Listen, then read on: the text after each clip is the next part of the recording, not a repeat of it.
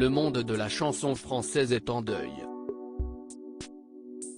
Anne Sylvestre, chanteuse populaire et auteure-compositrice et interprète s'est éteinte à l'âge de 86 ans, mardi 1er décembre, a annoncé son attaché de presse à l'AFP. Une triste nouvelle pour tous ceux que cet artiste a accompagnés, et ce parfois depuis la petite enfance, elle à qui l'on doit les Fabulettes, La Petite Josette, mais aussi des albums beaucoup plus adultes comme La Femme au vent, Les Pierres de mon jardin ou encore tant de choses à vous dire. Une artiste et militante féministe qui a marqué plusieurs générations, notamment pour les différents registres dans lesquels elle s'est lancée, comme l'a souligné Augustin Trapenard dans un bel hommage. Elle était venue tremblante un peu. Ces mots magiques ont bercé l'enfant que j'ai été, nourri l'adolescent, accompagné l'adulte que j'aimerais oublier. Anne Sylvestre nous a quittés mais ses textes engagés, drôles, écorchés resteront gravés à jamais, a ainsi tweeté l'animateur de Boomerang, l'émission culturelle de France Inter. Née en 1934 à Lyon, Anne Sylvestre est née Anne-Marie-Thérèse Begrat.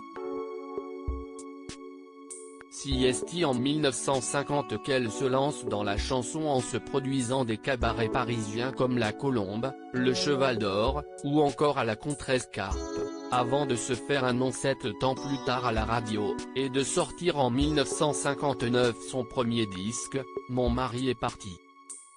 Un petit-fils mort pendant les attentats de novembre 2015, un succès soudain et un talent applaudi par les plus grands chanteurs de l'époque, comme Gilbert Bécaud dont elle fera les premières parties à l'Olympia, ou encore Georges Brassens, qui dira d'elle, on commence à s'apercevoir qu'avant sa venue dans la chanson, il nous manquait quelque chose et quelque chose d'important.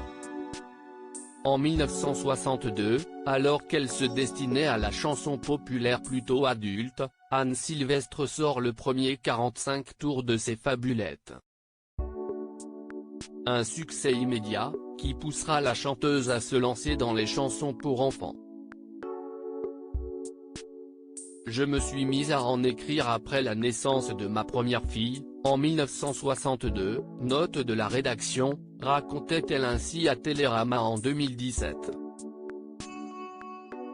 À l'époque, il n'existait pas de marché et personne n'y croyait. Mais ça a tout de suite plu, on mène à réclamer d'autres. Confiait-elle. Un registre auquel la chanteuse, qui en 2015 a perdu son petit-fils au Bataclan, reviendra régulièrement tout au long de sa carrière, tant ses chansons accompagneront plusieurs générations.